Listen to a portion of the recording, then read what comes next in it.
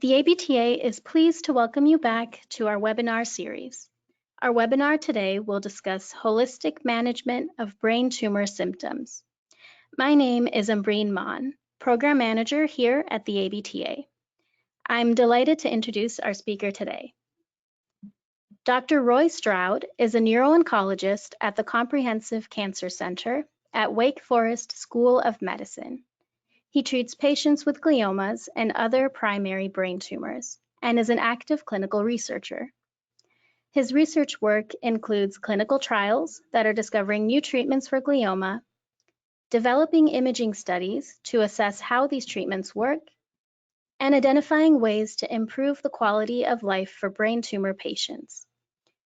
He has published over 70 peer-reviewed papers, has been lead investigator on 23 clinical trials, and received numerous awards for his dedication to education and mentoring.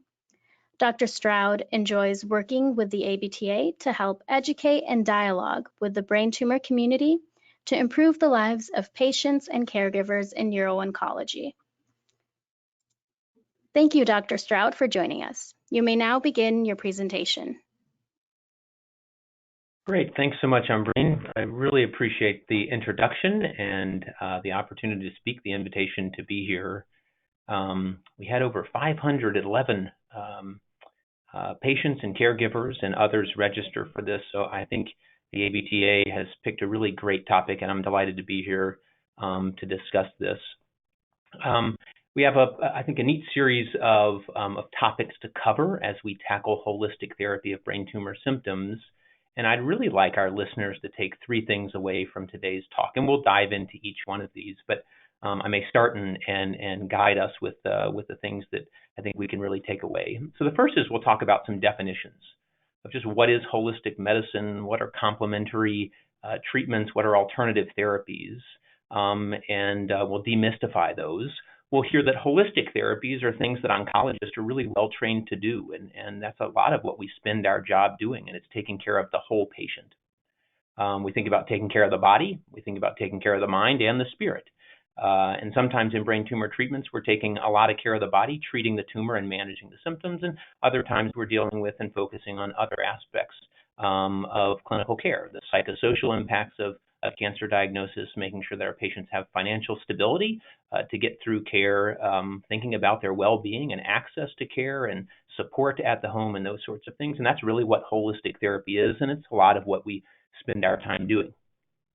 Complementary therapies are a little bit different, and they complement traditional medical therapies. They're added on. They are combined with traditional medical therapies, and we think about things like yoga, meditation, acupuncture. Cannabis is something we'll talk about today, and we'll think about how we can combine those with traditional therapies, and that's what we'll spend the latter part of the talk discussing. And then alternative therapies are those same things: yoga, meditation, acupuncture, cannabis, vitamin supplements, but they're given differently. They replace or are an alternative to traditional medical therapies, and so it's really how we utilize those. And so we'll talk about how we in the brain tumor community and as brain tumor oncologists think about those. The next thing we'll talk about is timing, and timing is really important for these. And we'll talk about when to think about complementary therapies and when not to. And then the last thing that I want us to take away from this is just to ask your doctor. We'll talk about a lot of things today, and the most important lesson will be to ask your oncologist. So with that, welcome, and let's dive into today's topic. Here are the disclosures, which you can take a look at. And this is our outline for today. We're going to spend the first part of the talk talking about common brain tumor symptoms. And we'll hit on 4 common symptoms that are experienced by our brain tumor patients: nausea, sleep dysfunction, fatigue, and cognitive dysfunction, which often go together. We'll talk about seizures and symptoms from brain tumor swelling. And we'll spend the first part of the talk thinking about what we do with these, how we work them up, and what are some of the traditional medical therapies that we use to manage those symptoms, which are very important. The second part of the talk will be focused on some of the complementary, alternative, and integrative treatments that we may consider and that our patients and my patients frequently ask me about. And that includes vitamins and supplement therapies, cannabis. We'll talk a little bit about acupuncture, and then we'll end with a discussion of yoga, meditation, mindfulness, and even some virtual reality. And then we'll end with some questions. So let's start by talking about 4 of the common symptoms experienced by our brain tumor patients: nausea, sleep dysfunction, fatigue, neurocognition, seizures, and symptoms from brain swelling. Nausea is one of the most common things that we see. It's really where we often start with brain tumor patients after they're first diagnosed. It's one of the things that my patients frequently are worried about when they first meet me and we discover the brain tumor and they have that diagnosis. And we think about and talk about chemotherapy. And it's one of the concerns and fears for many patients that they may experience when being treated with chemotherapy. There are a number of causes of nausea that we think about for patients. Brain tumors themselves are a common cause of nausea. There's a part of the brain that's called the area postrema, and it creates nausea. And when brain tumors swell and there's more pressure on the brain, this area can cause nausea. Usually that also coincides and comes with headache. Patients also have headache or neurologic symptoms, weakness or numbness or tingling or problem seeing or seizures or other things that tell us that the nausea is coming from the brain tumor. The most common cause of nausea for our patients is chemotherapy, and we'll talk a lot about how we manage chemotherapy-induced nausea. But there are other things that we consider when we're seeing patients who have nausea in the clinic. Things like infections, urine infections are a common cause. Other medications are something that we think about. Other medical conditions, things like problems with the gallbladder or the appendix, appendicitis or cholecystitis. Brain tumor patients can have all those other normal medical things that may occur and can cause nausea as well. And then anticipatory nausea vomiting is thinking that this is going to happen. It's often seen prior to MRI scans or prior to getting chemotherapy, and it's that anxiety and that sense, that fear of developing nausea before it may happen, which can be quite difficult to treat for some patients. When we're working up nausea, when we're evaluating a patient who may present with nausea, first we think about the tumor and determine whether brain imaging is needed, and often it is not. But sometimes it is, and a good physical exam helps to guide us in that direction. And then we think about, well, what are the other things that could cause this? Are there other medicines that have been started, other medical conditions that we need to evaluate, infections that we should screen for? And those are things that are typically done in the clinic at a visit. If those things are unrevealing, if we don't find a cause, then we think about treatment. And the treatments we focus on are things that treat chemotherapy-induced nausea, vomiting, or just nausea itself, and often these are the same things. So this is a list of all the chemotherapies that we can give. This is a list of intravenous chemotherapies, and it's a blurring list. There's too many things to even see on the slide, and so as oncologists, we break these down, and we see that there's really 4 types of chemotherapies that we give. There are those that are at high likelihood of causing nausea, moderate likelihood of causing nausea, and then low or minimal risk of causing nausea. The important thing and the good thing for brain tumor patients is we don't see a lot of the high-risk medicines given to brain tumor patients. Some of the chemotherapies that we give have a moderate risk, but the vast majority of the things that are approved for brain tumor patients or that we give in selected cases really have a minimal risk of causing nausea. And that's an important thing to consider in patients who are initially diagnosed or about to start chemotherapy, and an important reminder of the differences between most brain tumor chemotherapies and other treatments that we give for other cancers.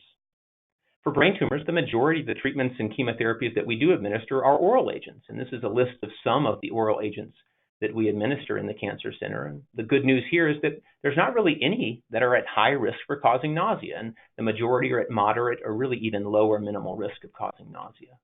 The most common agent that we use, temozolomide, as well as lomustine, which is CCNU, and procarbazine, have a moderate risk of causing nausea, and we give medications prior to administering those chemotherapies to prevent the nausea, which really do a good job for the vast majority of patients. And then some of the other targeted agents that we would consider in selected cases are really unlikely to cause nausea. So the good news is nausea, while it can be seen in some patients, is often well controlled and really not usually a major side effect or symptom for the vast majority of our patients. What treatments do we have? Well, there's a bunch, and they work in a number of different ways, and you can see that here to the right. Some antidepressants can help with treating and preventing nausea. Medicines that help to relax and calm the brain, steroids, cannabis or the cannabinoids, antipsychotics, and dopamine agonists. There are a number of medicines that we can use to treat nausea. And as oncologists, we really group these in 3 categories. The first group is really the workhorse of nausea treatment for patients with cancer. And this is a group of medicines. Zofran or ondansetron is commonly used as a first-line treatment for nausea. That's really good, really safe, and has minimal side effects. And this is what most of our patients start with.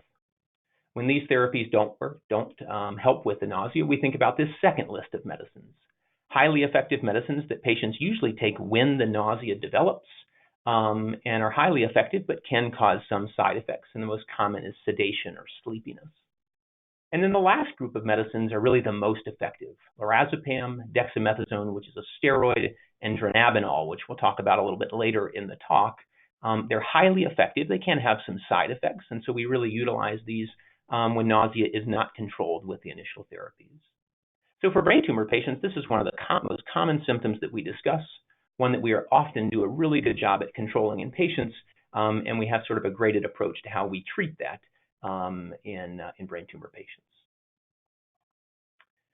So that's the first symptom that we'll talk about and consider in brain tumor patients. The second is one of the most difficult, I think, for patients, and that is sleep dysfunction, which often coincides with fatigue and problems with brain function or thinking, neurocognitive dysfunction. Sleep dysfunction is really, really common. It turns out that about 50% of brain tumor patients will experience some problem with sleep, either before, during, and after their treatment for their brain tumor. There's really two ways that sleep can be disrupted in brain tumor patients. The first is they can be sleepy during the daytime, and that's called excessive daytime sleepiness, which is very common. And the second is insomnia, and that's the inability to sleep at night.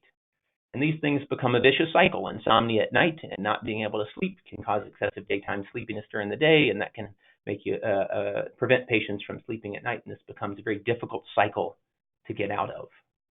As oncologists, there's really three causes that we think about. And sometimes there's one major cause, but oftentimes these coincide. The treatments that we give, radiation and chemotherapy, very commonly cause fatigue. That's one of the most common symptoms, and this can disrupt and interfere with sleep. Corticosteroids, which are the backbone of treatment options for brain swelling, and almost 90% of our patients are on corticosteroids at some point during their treatment, can cause insomnia. One of the most common side effects of steroids is insomnia and difficulty sleeping at night. And then obstructive sleep apnea is pretty common in the general population, as well as in brain tumor patients. Steroids can cause weight gain for a lot of our patients, and sleep apnea is something that can be initiated by increased weight or weight gain. And this combination of treatment-induced fatigue, corticosteroid administration, taking steroids, and sleep apnea are three things that can really disrupt sleep for our patients. This is one of the most common things that we see in symptoms that we work to manage. Sleep disturbances go hand in hand with other things that we see in brain tumor patients who are receiving treatment or who have received treatment for their brain tumor. Fatigue is common, comes from a lot of things, and it can cause problems with sleep. And both of these things can impact how we think and how the brain works and cause neurocognitive dysfunction. And this triad of sleep dysfunction, fatigue, and neurocognitive dysfunction can be quite difficult and quite debilitating for our patients, and is a major component of what we consider in the clinic, and one of the things we'll talk about when thinking about medical treatments and complementary treatments. So what do we do when we're dealing with problems with sleep, fatigue, or brain function, neurocognitive dysfunction? Well, the first is thinking about potential causes, and there are a number of things that can happen that are unique to brain tumor patients that can cause these symptoms that we as oncologists screen for and think about and may test for in brain tumor patients during or after treatment. The first is we think about the hormone center in the brain. This is called the pituitary, and it's sensitive to radiation. And the pituitary controls all of the hormones, all of the energy-producing organs of the body. The most important is the thyroid. And after radiation or after treatment, some patients can have thyroid dysfunction. Their thyroid stops working. The thyroid gives all the cells in the body energy, and when it stops working, energy is less. And patients develop fatigue and can have problems with sleeping or problems with excessive sleepiness or fatigue during the day. This is evaluated easily with a blood test, and those are thyroid studies looking at this thing called the thyroid stimulating hormone. The second question we ask and consider with patients is, could there be a vitamin deficiency that's causing fatigue and sleep dysfunction or neurocognitive dysfunctions, problem with sleeping? The three vitamins that we test for and consider most frequently are vitamin B12, folate, or vitamin D. And a deficiency of Each of those can contribute to these symptoms for patients and can be improved by taking extra vitamin B12, folate, or vitamin D. The third thing we think about is steroids. And the body normally makes steroids. It normally makes its own endogenous steroid. Normally, the body makes about 1 milligram or about 0.75 milligrams of dexamethasone. For patients who have been on steroids for a long time and who suddenly stop the steroid or taper it down, sometimes the body forgets to make its own steroid, and that can cause symptoms of sleep problems, fatigue, and neurocognitive dysfunction. And that's one of the things that we test for in patients who are suffering from these symptoms. In men, we think of low testosterone, and in everybody, we consider the potential for sleep apnea. There are a lot of really good treatments out there for fatigue, treatment-induced fatigue, sleep dysfunction, and problems with thinking or brain function, memory, neurocognition. And here I've listed a few that I think about with my patients. For fatigue, we think about medicines that stimulate the brain and body to work and wake up a brain that is too sleepy. Ritalin is a really good medicine that tends to be very safe, but can have some side effects that we consider in brain tumor patients and watch for closely. It's a stimulant. It wakes the body up, it activates the body, and it can be very helpful for some patients in treating fatigue. Modafinil and armodafinil are off-label treatments. There's been studies to look at these. They may not be as effective as we want them to be, but they're wakefulness-promoting agents. They help wake the brain up. And they can be considered in certain patients after treatment. It can be difficult to get through insurance in some patients, and I consider these on a case-by-case basis with patients in my clinic. And then amantadine is a unique medicine. It wasn't initially developed for fatigue, but can be helpful in selected populations. For sleep, we evaluate whether obstructive sleep apnea could be contributing to sleep problems, and we do that with a sleep study and consider CPAP, which is a good thing to think about and talk about with your oncologist. And then I commonly consider melatonin in my patients. Melatonin deficiency is pretty common in the general population. In those patients, we recommend a low dose of melatonin. In a brain that has had prior radiation, there can be almost no melatonin that the brain produces. Instead of melatonin deficiency, there can just be no melatonin that is circulating in the brain or the body. And so the doses that we give to brain tumor patients are often quite larger than those that we give in the general population, 5, 10 milligrams, or even higher than that. And so if a small dose didn't work, sometimes I'll consider with my patients escalating the dose to see if that will help patients get to sleep. And then there are a number of sleep aids that we consider in patients, and they really work best when they're given temporarily for short stints and not long term. Neurocognition is the toughest of these symptoms to treat. It's really hard to bring memory back once memory has been lost. It turns out the more active the body is physically, the better the brain works and the better the mind does. And so physical activity is probably the best thing that we can do to improve neurocognition, memory function, and brain function after treatment. And 30 minutes of cardiovascular exercise, walking, running about 3 to 5 times a week can really help a lot with memory. Cognitive rehab is an option, and then there are a number of medicines that are approved to treat patients who have cognitive dysfunction, things like Aricept or Namenda that I haven't listed on the slide that can be used in brain tumor patients. So nausea, sleep fatigue, neurocognitive dysfunctions are some of the common symptoms that we see in patients. The third that we see and treat frequently are seizures. About 50% of brain tumor patients will suffer a seizure at some point during their care. And for high-grade brain tumors, that number may rise up to 70 or 80%. Seizures are really common. In patients who are getting treatment or have already received treatment, often seizures are stabilized until someday a seizure occurs, and we call that a breakthrough seizure. Out of the blue, patients may suffer a seizure. And the first thing we do is think about what the cause is, why that seizure occurred. Patients, caregivers, and oncologists often worry that the cause of that seizure could be the tumor growing. And about half of the time that a patient suffers a breakthrough seizure, a seizure happens out of the blue, it is because the tumor is growing. And about half the time, it's not because the tumor is growing. It's because there's a scar tissue or scar on the brain, and a brain that's had a tumor or had some type of treatment, surgery, radiation, or chemotherapy could always have a seizure. And so our first job is to figure out whether the cause of the seizure could be coming from tumor growth or not. The most common causes of a breakthrough seizure are not because the tumor is growing, and they're the things that we think about down at the bottom. And this is something that as an oncologist I ask my patients about, and I really want to know if this could have occurred prior to their seizure. Did they miss a dose of their medication, their seizure medication? And this is something that patients don't always want to admit to the doctor, but is really important for me to know so that we can adjust treatment appropriately. And if a missed dose of medicine is the reason for the seizure, that's an easy thing for us to treat. There are other medicines that patients start that can make the brain more irritated, more irritable, and more likely to seize. And I've listed two here. Bupropion is used to treat depression, and tramadol is a good pain medicine that can cause the brain to seize. We think about electrolyte problems, which can occur in patients who are on treatment. Infections like urine infections and missing sleep is one of the most common causes for a brain to seize that wants to seize.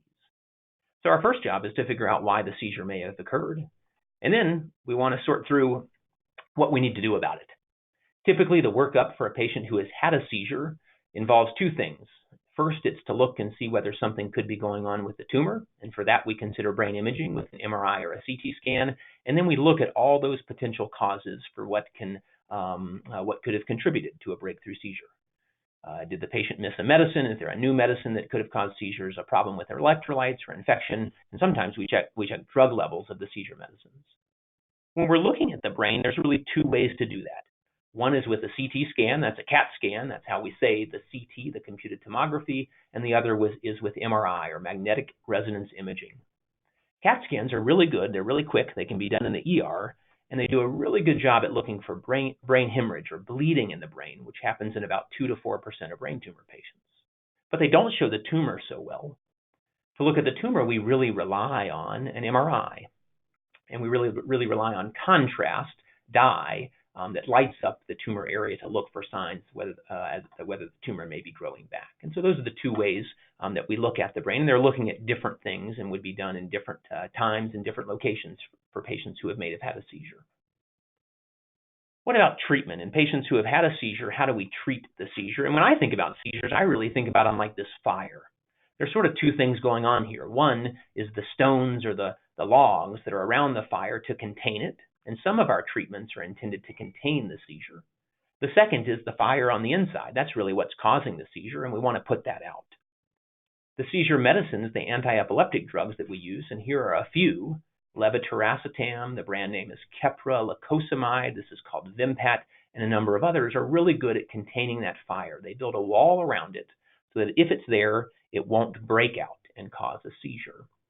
And sometimes patients who have had a big seizure that then begin to develop smaller seizures or more subtle seizures. That means that the medicines are working. They're containing that fire, and that's good news. That's something that we like to see. The second treatment approach that we consider is ways to put the fire out to calm the tumor down. And steroids can do that. That's dexamethasone, which is the common steroid that we use, or treatments for the tumor like radiation, chemotherapy, and surgery can be good ways to put the fire out, to take away that tumor, that swelling, that reason for the seizure to occur. And the combination of this can be a really good strategy for managing seizures. So in a patient who comes in and has a breakthrough seizure, a seizure out of the blue, we consider adjusting their medicines and also controlling brain swelling if imaging shows that. The last symptom that we think about in brain tumor patients are symptoms from brain swelling. And this is something that can happen at any point in time for our brain tumor patients. At the time of diagnosis, that's what usually brings patients in for evaluation, a symptom. During treatment, about 90% of patients will develop symptoms while they're receiving radiation and chemotherapy because those treatments are beating the tumor up and there's swelling that occurs on the brain when that happens. When tumors grow back, they often cause symptoms, and symptoms from brain swelling and tumor swelling are how we find that. When we think about symptoms that should prompt a concern for brain swelling or a concern that the tumor may be growing, we think about stroke-like symptoms. In a stroke, we want to consider those fast. With brain tumors, they often happen a little bit slower, but they're the same symptoms: facial droop, weakness or numbness on one side of the body, speech difficulty, problems with seeing, and those are the most common symptoms that tell us that there may be swelling on the brain that needs to be evaluated and treated. Usually these don't happen in isolation, and patients may also develop headache, that nausea, vomiting that we talked about. And what worries us the most is a trend. Everyone has a bad day, and we call bad days just bad days. They're not tumor progression days or tumor response days. They're just bad days. When a bad day becomes 2 bad days or 3 bad days or a bad week, we call that a trend, and that's something that makes us concerned that there may be swelling on the brain that requires additional evaluation. So when I'm talking with my patients, a bad day is something I want them to focus on and think about, and if it becomes a string of those, that's when I like to get a call and understand what's going on and figure out what we need to do about it. The most common thing that we do to treat brain swelling is administer steroids. This is the most effective way to calm the brain down, to control swelling around a tumor or on the brain for another reason. The steroid that we most frequently use is dexamethasone. It's the most potent and the least likely to cause difficult side effects on fluid in the body. The typical doses that we use range from anywhere between 2 milligrams, 4, 8, 12 milligrams, or up to 16 milligrams is the highest dose that we would do for someone who's having a lot of problems from brain swelling. The body normally makes steroids, and like I said, the body makes about 0.75 or 1 milligram of dexamethasone a day, and so this is something that normally is in the body. We're giving it at higher doses to help control the brain. Steroids can be administered once a day. They last 24 hours, but we usually divide the doses up to reduce side effects. And steroids have a lot of side effects. I like this cartoon and this sort of schematic cartoon of some of the side effects we can see with steroids. They're just a bunch. They can cause weight gain, which is really common in patients who have been on steroids for a moderate or long amount of time. They can cause problems with mood. This is really common, and that can range from anger or getting more easily frustrated to agitation or violence in some patients, or depression. They can cause problems with swelling in both legs or swelling in the legs, the hands, the feet. Problems with stomach, irritation of the stomach that we call gastritis, increase in blood sugar, immune suppression. Steroids just do a number of things on the body. And so typically as neuro-oncologists, our job is to use steroids when we need them and help symptoms and get to the lowest possible dose that we can get to as fast as we can to minimize some of these side effects. Unfortunately, there's not a good blood test or imaging study that tells us what the lowest dose is, the best dose is. And so we really work with our patients to reduce the dose as fast as symptoms will allow us to do. So there are a lot of symptoms that can happen to brain tumor patients, and these 4 I think are particularly relevant, particularly common, and things that we think about and I work with my patients on a daily basis. Nausea is common, but is often well controlled. Fatigue, sleep, and brain, thinking, memory, neurocognitive dysfunction are also really common and one of the most difficult things I think for our patients and for us as providers. Seizures may occur. They don't always mean that the tumor is growing and require evaluation and sometimes management with seizure medicines or treatments for brain swelling and brain tumors. Brain swelling is best treated with corticosteroids, which have a number of side effects, and so we really try and get to the lowest dose possible. So these 4 symptoms are important for brain tumor patients, and these are the ways that, that we as oncologists first think to manage those. And these are the conventional, traditional medical treatments, medical management of those symptoms. There are also other ways to manage some of the symptoms that happen to brain tumor patients. And so we're going to shift gears with the rest of the talk, the next kind of 10 or 15 minutes, and talk about some of those complementary, alternative, or integrative approaches to managing these same symptoms. As a neuro-oncologist, the way I think about these is we put all of these things together. It's our job as providers and patients to think about what are the symptoms, what are the data-driven treatments that I have, and what are some of the complementary, alternative, and integrated treatments that we can think of and come up with that will help our patients. And today we're going to talk about 4 of these. We're going to talk about vitamins, cannabis, acupuncture, and I'll end with a brief discussion on yoga, meditation, mindfulness, and virtual reality. First, let's start with some definitions, because I said one of the things that I really want us all to take away from this talk is just what all these things are. So first is a complementary therapy, and this means things that you add alongside, add to, combined with your conventional medical therapy and medical treatment. These are treatments, these are interventions, devices that are intended to help patients feel better and cope with their cancer, with the side effects, and with their treatment. And this is all those things, vitamins, supplements, acupuncture, yoga, meditation, massage, that we add to traditional therapies to help with symptom management and side effects. Alternative therapies are the same things. It's the same treatments, but given in a different way. And these treatments are given instead of, as a replacement for, conventional medical treatment. And sometimes we want to do that with our patients. And we avoid corticosteroids or steroids because they may cause side effects and think about using a different therapy, turmeric or hyperbaric oxygen or something like that to manage those side effects. But these really replace conventional medical therapy and I think have a specific role under close guidance with your neuro-oncologist. Integrative therapy is another way to think about complementary therapy. It's integrating all these things together.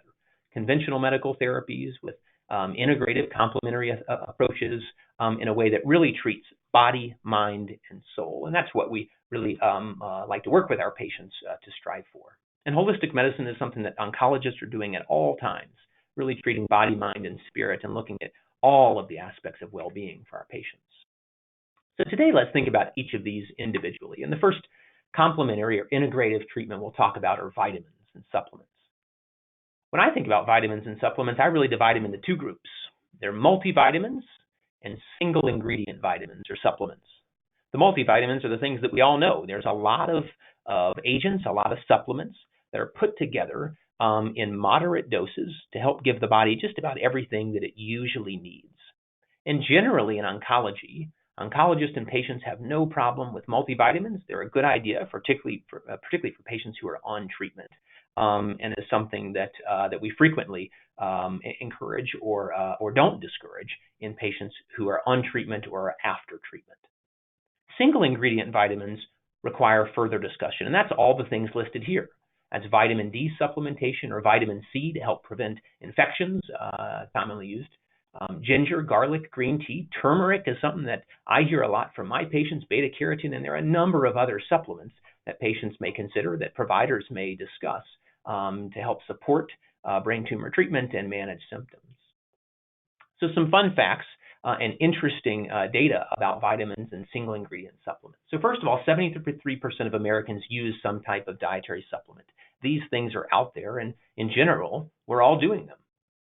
Of these, 3/4 of patients in the general population are using some type of single ingredient vitamin, vitamin C, vitamin D, turmeric, or something like that.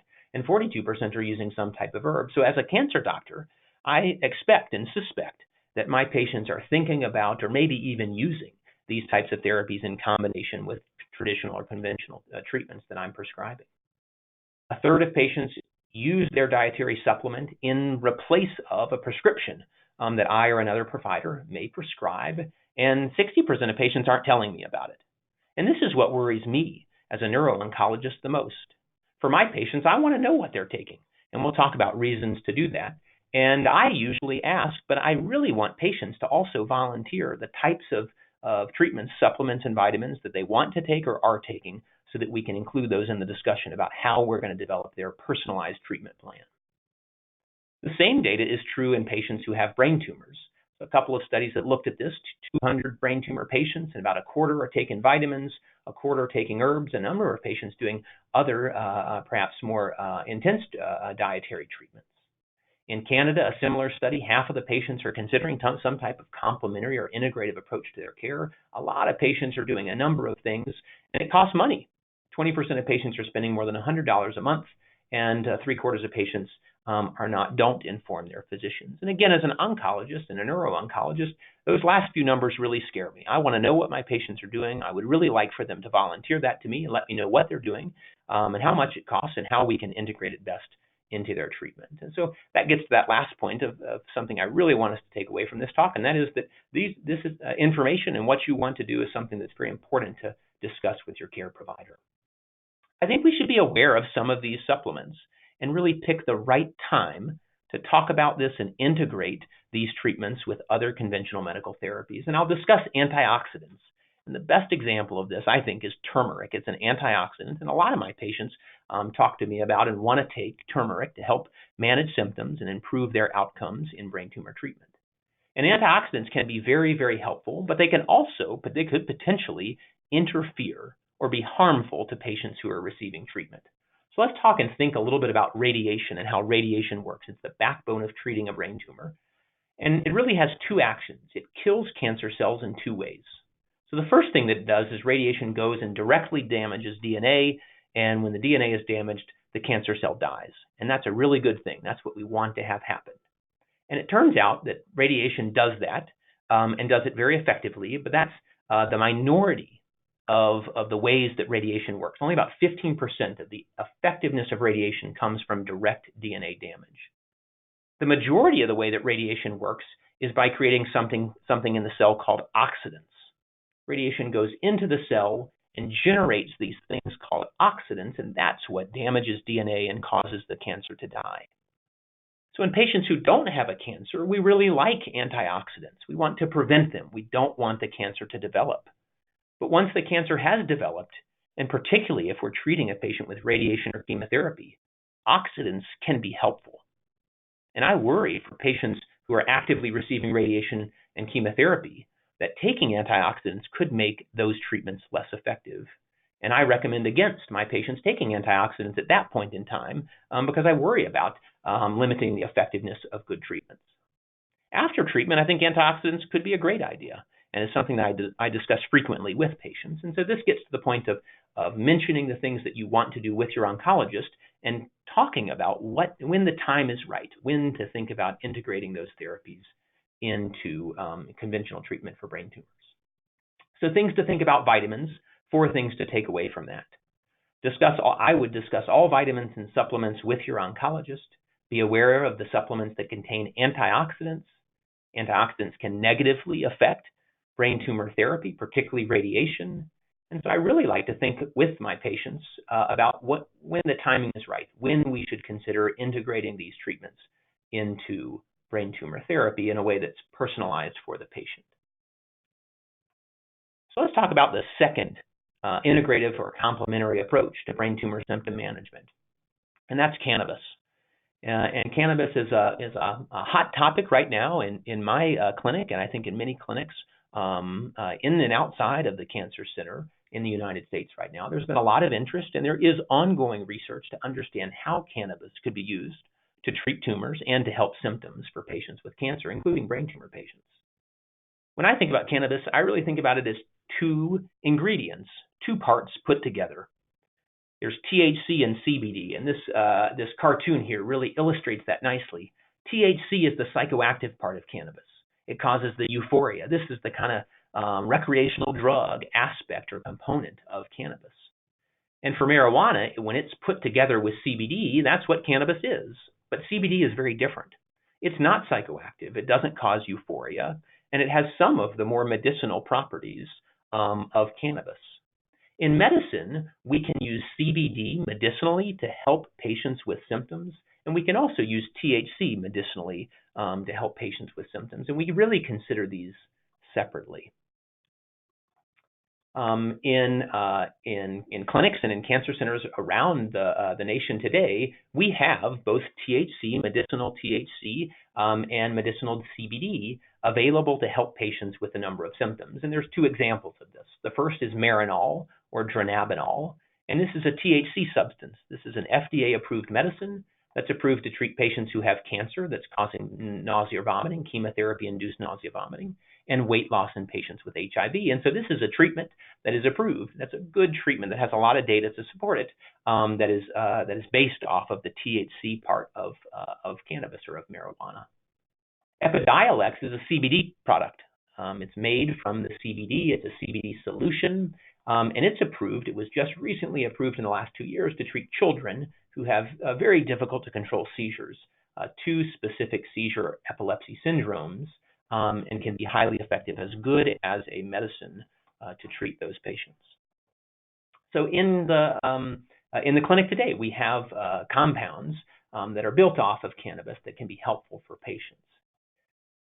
For the majority of brain tumor symptoms, we don't have those treatments available today. And so when we talk about brain swelling, when we talk about sleep, fatigue, neurocognitive dysfunction, when we talk about treating the brain tumor, there's a lot of interest in cannabis, in controlling tumor growth, in preventing invasion of tumors, in attacking glioma stem cells, and improving a lot of the symptoms for our patients. But we just don't have that data to support its use today. We don't know whether it works.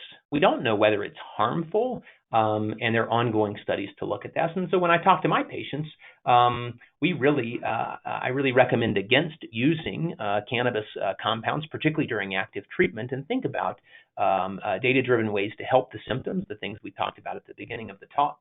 And for those who are particularly interested in these compounds, I really encourage us delaying those to after conventional treatment has been completed to avoid any conflicting treatments where the cannabis or cannabis-based compounds could interfere with the effectiveness of brain tumor therapy.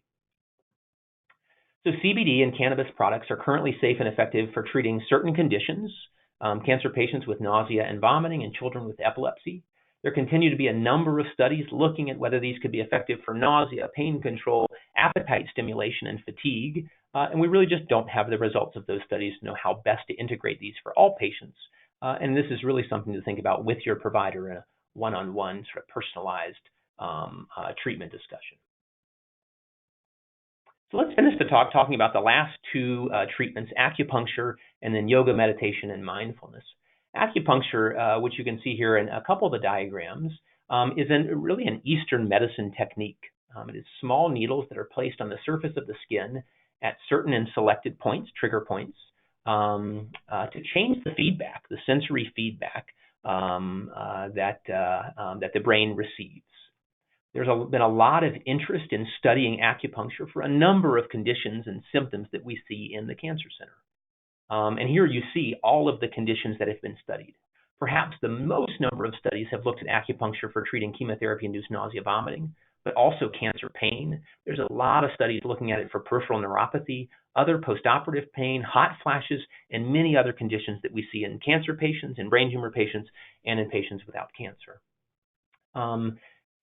Those data support, in many of these conditions, support the use of acupuncture, but haven't been large enough for acupuncture to receive FDA approval. And so I think while acupuncture can be highly effective in a number of these conditions, nausea, vomiting, cancer pain, perhaps peripheral neuropathy, and hot flashes, particularly in breast cancer patients who are receiving hormonal therapy, this can be very difficult to get through insurance and cannot be affordable for many of our patients.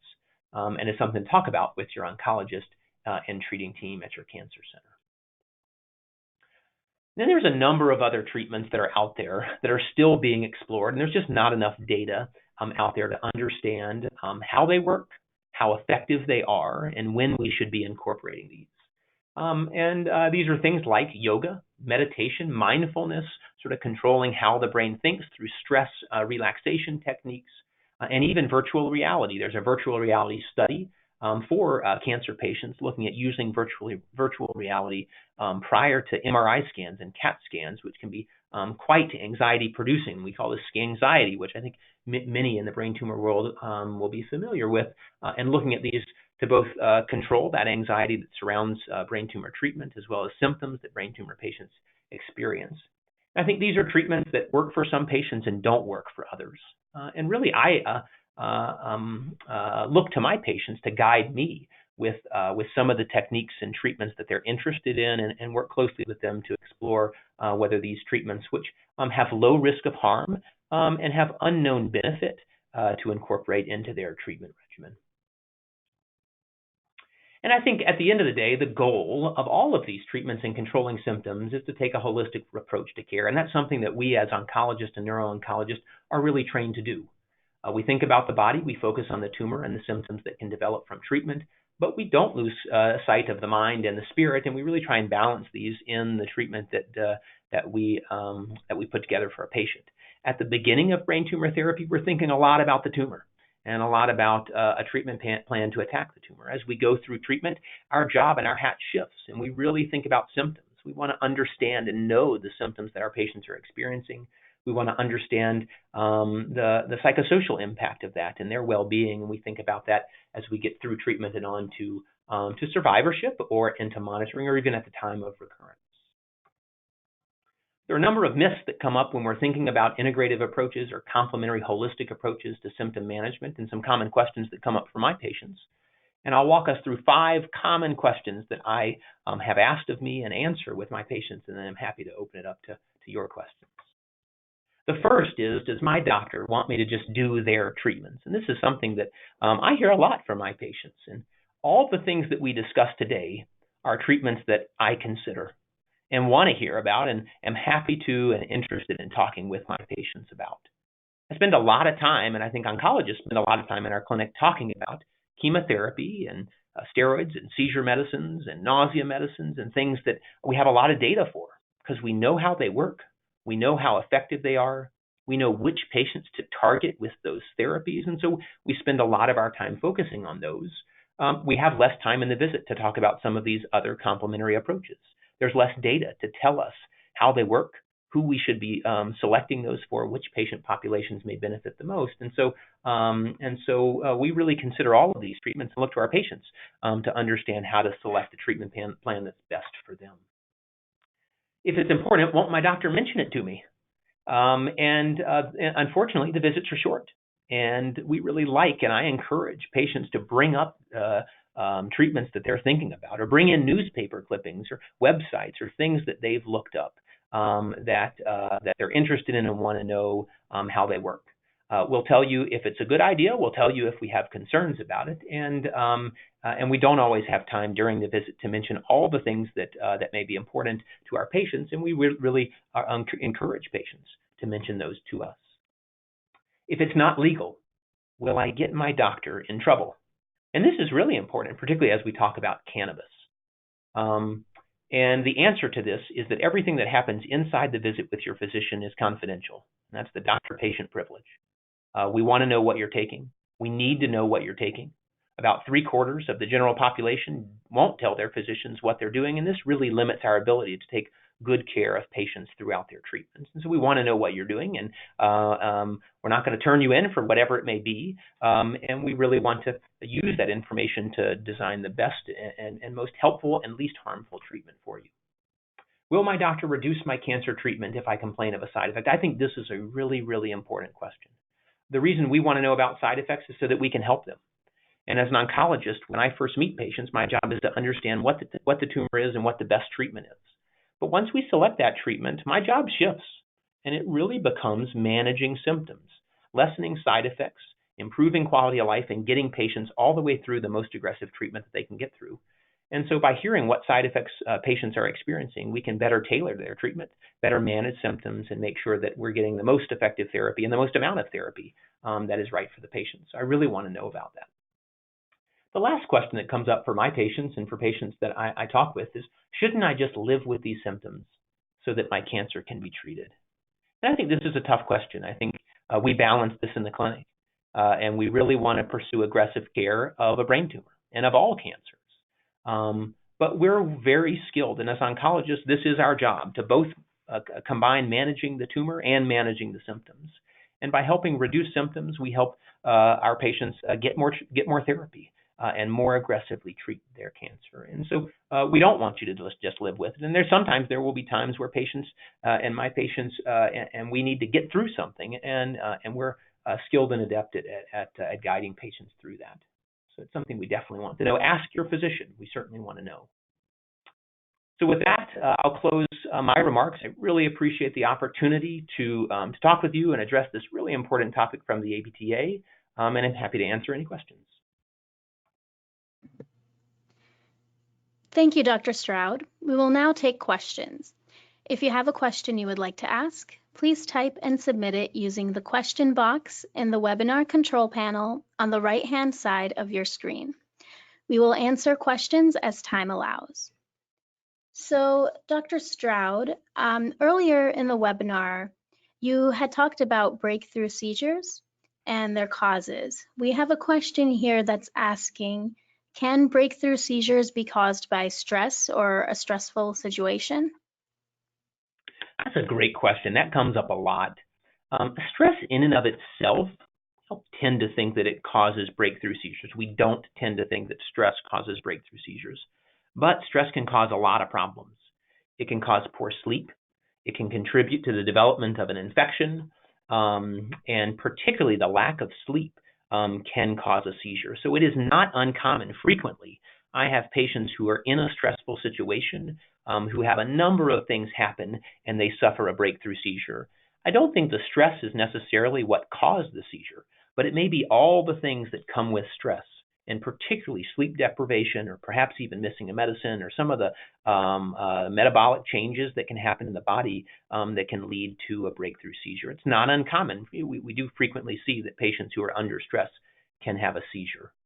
I think at the same time, we always worry about the tumor. And so that's something where I work with my patients where if they've never had a breakthrough seizure and it's the first time this has occurred, we think about all those causes that were on that list. If it's something where we know the pattern, we're in a stressful situation, a breakthrough seizure frequently occurs, then that's something that we worry about much less. and history can guide us with what that cause may be. Thank you. Now, for patients who have a benign brain tumor who might not see a neuro-oncologist or an oncologist after their surgery, who is the right person for them to reach out to if they have questions or if they're interested in complementary or alternative therapies? That's a really important question, both for patients who may have a benign brain tumor or for patients who have a malignant brain cancer. There are a number of outlets, I think, for considering and discussing these types of complementary approaches, and it may be that there's not a one-size-fits-all approach. I think for patients who have a really good relationship with their primary physician, maintaining that relationship with your primary physician is really important throughout your tumor or cancer care. And I really encourage patients to continue to see their primary physician, particularly those who have a good relationship with them and know them and are plugged in. I think neurologists are another group of providers that are really well skilled to consider a lot of the treatments that we discussed today, treatments that may develop from a benign tumor or from a brain cancer, and kind of talk through what the benefits would be. Oncologists, and specifically neuro-oncologists, I think are well skilled and often have a lot of resources in the cancer center to discuss these. And sometimes we consider sending patients to a complementary or integrative medicine clinic. Here at Wake Forest, we have a really nice Center for Integrative Medicine, which has a number of providers where this is what they do, and their life's work is really focused on understanding yoga, acupuncture, meditation, stress relaxation, and a number of these other therapies, and they can be helpful consultants or helpful providers for patients to see. Those may not be available for all patients, and so I really think looking at the providers who are around you, who you know, who you're comfortable with, who you trust, is a good place to start. Primary care physicians, neurologists, neuro-oncologists, and perhaps for those who have it available, complementary or integrative medicine centers or clinics. Thank you. Now, are there any clinical trials for alternative or complementary treatments? This is a great question too. I think we really want more data, more information for how these treatments work, for which patients will benefit, and for which patients won't, and when we may cause harm. I think this can be very difficult for some patients to navigate, and I would really encourage my patients to talk with me about this and bring it up so that we can discuss those together. Two of the resources that are out there for patients, but particularly for providers, one is clinicaltrials.gov, clinicaltrials.gov, which is where all the clinical trials for both cancer patients and non-cancer patients are stored. And there's a center at the NIH, at the National Institutes of Health, that is called the National Center for Complementary and Integrative Health. And there's a link there that directs patients and providers to all of the clinical trials that are currently recruiting patients that incorporate complementary or integrative approaches to care. And I'll bring this over to the slide, and you can see this here. This is the website for the National Center for Complementary and Integrative Health. And here is a link to find trials that are actively recruiting patients. I'll tell you, if you go to this site, it pulls up a list of 64 studies that are actively recruiting patients right now. And not a lot of these, in fact, I think none of these are specific to brain tumor patients, and many of them are for other indications and other patient populations. And we just really need more trials in this space for brain tumor patients. But those would be two places I would go. We don't have as many trials as we would like for complementary approaches because many of these lack a drug company or a pharmaceutical company to sponsor them. And we hear a lot about pharmaceutical companies today, but they are really one of the major engines that drives research, and that can be very difficult for some of the vitamins, supplements, or integrative therapies that we discussed today. Thank you. Now we have a question here that's asking, of the holistic approaches that you mentioned today, do they differ for patients throughout the experience? For example, if they're currently in treatment, if they just recently completed treatment, or if they're years out in that long-term phase? Are there other considerations they need to keep in mind, or are these methods really applicable no matter what point in the journey they're at?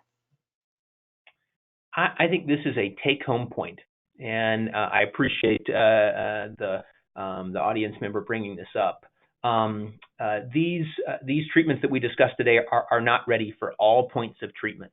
And I really work very hard with my patients to consider when the right time is in their treatment to consider some of these things.